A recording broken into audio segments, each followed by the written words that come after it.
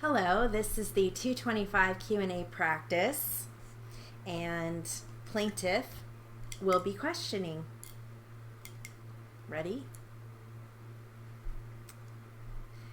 Now, what is your understanding as to why this upright is laying on the ground? Objection, hearsay and no foundation. I'll go for foundation too. I finally heard my attorney speak, so I thought I was still to be quiet. So should I still answer the question? If you understand it. What is that now? What was the question? What is your understanding as to why this upright is laying on the photograph there? Why is the particular one laying on the ground? Correct. It's either fallen off or been broken off. You were present when these photographs were taken? Yes, I believe I was. And when the person took these photographs, did you indicate to them that this is the extension that broke or fell at the same time as Daniel did? Objection, hearsay. No, I didn't tell them that. So you have no, as we sit here today, you have no understanding as to why this bottom photograph was taken? No. The top photograph on Plaintiff's 3 does not. Can I see the originals of these? Mr. Gailey, if we look at the original photograph of the top photograph of Plaintiff's 3 to your deposition, does this refresh your recollection as to whether or not there was an extension at that location at the very end of the wall, 6-foot wall? Yes, I believe there was. Do you know what happened to it since it's not pictured in this photograph? The very corner one, I'm unsure if that one had fallen or if I had went back and pulled that off, because see, after this accident happened, I went to check to see if there was any further, nobody else was getting hurt or not. I went to check others that were still standing to see whether some were loose or faulty in some way so that nobody else could have an accident. Was that the first time you ever inspected those? Yes. When you observed Daniel crawling towards the back of the house, did you also observe one of the extensions on the ground? At that very moment, no, because I was more focused on him. Did you at some time after the incident involving Daniel observe one of the extensions on the ground? Yes, I did. How long after? I believe it was either later that evening or early in the morning the next morning. And what did you do with the extension when you saw it lying on the ground? I believe I left it right there where it was, or maybe just scooted it over to lay it flat. And it remained there until when? How long did it remain there? I'm really unsure. I don't know if I finally threw it that way or not.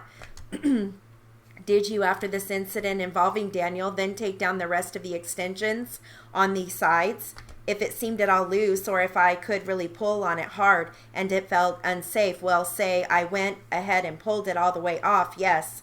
And on the side walls, you never attempted to make the extensions? No, you're talking after this happened, you mean? No, before it happened, on the back walls, the wood that was in place between the extensions. Correct. I believe I started on the sides. I started from the back wall coming forward. I think I might have, I don't know. I may have put in a couple. I think I ran out of wood or something like that. How far did you did what, a couple of 8 feet? Yeah, I think I did 2 or 3 of them. Enough to be kind of seal it from the pool area was my main concern. And how long after you purchased the residence did you do that? I don't know. When you were doing that, did you ever inspect the extensions themselves? No, I just put the extra wood up just between them. Yes, I know. I just made a frame. I measured it in between the bricks, the opening. I made a frame of 2x4s. I put my wood on it and drilled a hole where this bolt is coming out and just drilled it up inside there. The bolt that's depicted here in the bottom photocopy of the photograph of Plaintiff's 3 is a bolt that you put in? No, it's not. The bolt was already there. It was already sticking out of the brick like that. I could see by looking at it that is actually a stud and a nut on the end. This is what enabled me to put the wood up in between the openings. If we could look at this bottom photograph or photo laser copy of the extension in the left-hand corner of this foliage, these leaves, there's some sort of the object there. Yes, what is that object? It looks to me like a 2-liter bottle of soda or something like that. Could I take a look at that? Thank you. Now, this area between the wall and the house, was that used for storage? I remember right by the front. Yes, it was. Just right near the front, I remember I had a 3-wheeler motorcycle or a quad on the back end right there, right next to the gate. This is not a walk-through gate. It stays stationary all the time.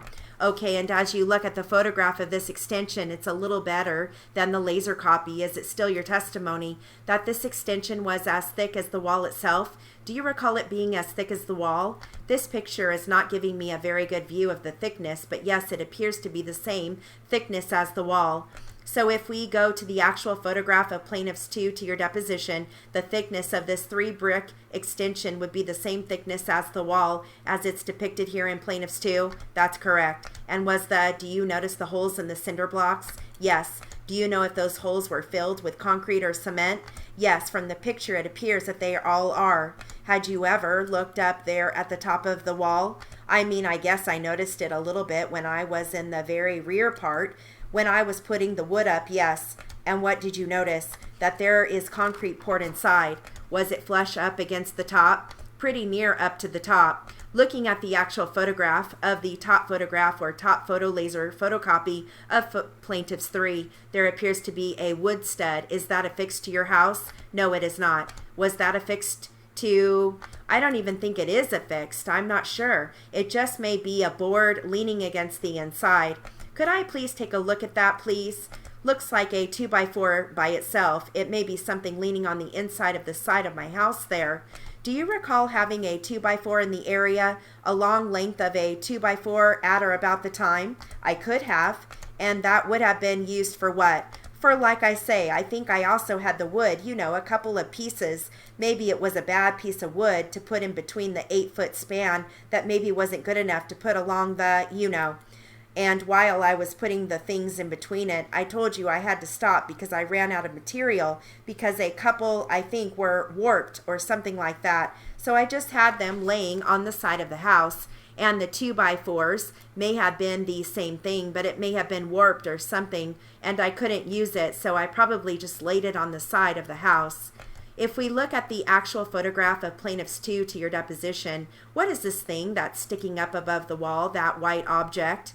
That again looks like the same board you were looking at. I don't believe that's affixed to the wall. Just looks like a board sticking up on the inside of my wall. Belinda and Crystal said they were walking home from the neighbors at or about the time of the incident. Yes. And did either of them tell you they actually saw what happened? Objection, hearsay. No, I don't believe they actually saw. Did you ask your son Stephen where he was when this happened? Yes, I did. And what did he tell you where he was? Objection, hearsay. He said he was in the front of the yard, right here, right by it. Had Daniel in his prior visits to your residence ever climbed that wall? No. Do you have any understanding of what type of injuries Daniel sustained? Objection, hearsay. Do I have any understanding as to what type of injuries Daniel sustained? Yes. What's your understanding? Objection, foundation. That he broke a collarbone. Hearsay. And he injured his leg. Also maybe broken his leg too. Was this bush at the time of this incident? Where was the foliage, all these leaves and branches overhanging the fence from? I don't know if it was that bad, but it does come on my side. Can I take a look at the picture you're talking about? Sure. Do you know how far down the wall looking at plaintiff's 2 to your deposition Daniel walked before he fell? Objection, hearsay. I didn't see him fall, so I couldn't really tell you how far he walked before he fell. So with regards to where on the wall, in terms of its location, you have no information as to where he fell? Not by any of these pictures, no. Did you ever personally take any pictures of this wall? No, I did not. Did you know your neighbors next door? Yes, I did. And who were they? I think George is his name, I believe, was one of the guy's name. And then I knew Frank. He used to live in the back of the house. And I don't recall the other one. I always got along with all of them. I don't really know all of their names. When Belinda and Crystal were walking home, did they tell you what they saw? No, they didn't tell me exactly what they saw. They just said he had fallen. Objection, hearsay. Were they in the house at the time he fell? Objection, hearsay. I believe they were walking from the neighbor's house toward my house. Okay, and do you know if they were approaching it from the left or the right? Objection, hearsay. From the left.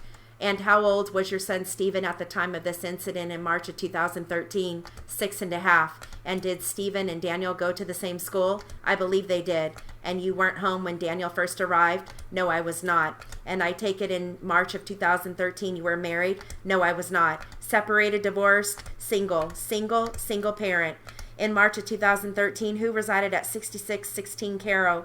Myself, Belinda, Crystal, and my son. Just the 4 of you? Yes. Belinda and Crystal were how old at the time in March of 2013? It makes them about 13 and 15. And did Belinda and Crystal attend school in March of 2013? Yes, they did.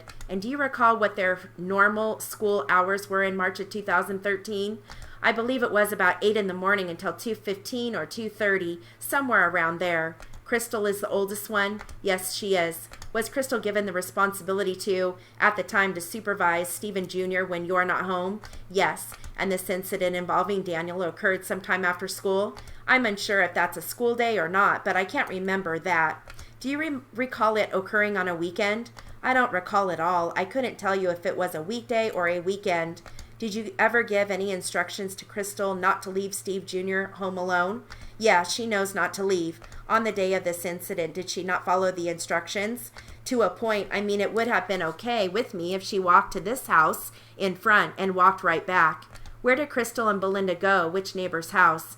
To the one right next door to the left of my house, which is the Torres's house. All right, so that concludes our 225 Q&A practice.